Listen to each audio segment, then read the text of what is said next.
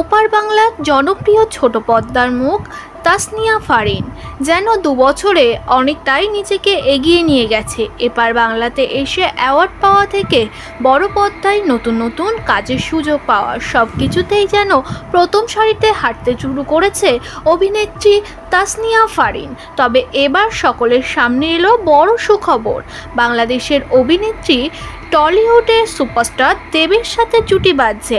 হ্যাঁ বন্ধুরা, অবাক হলে এটাই সত্যি, আবারও বাবা ছেলে জুটিতে দেখা যাবে মিঠুন চক্রবর্তী ও দেবকে, আর সেখানেই অভিনেত্রী নায়িকা হিসাবে এন্ট্রি দিতে চলেছে। গত বছর রিলিজ করেছিল অভিনেতা দেব ও মিঠুন চক্রবর্তী অভিনীত সিনেমা প্রজাপতি। সেখানে আলাদা মুখ খুঁজেছিল পরিচালক। ছোট পর্দার অভিনেত্রী শ্বেতা ভট্টাচার্য ছিল সেই ভূমিকায়।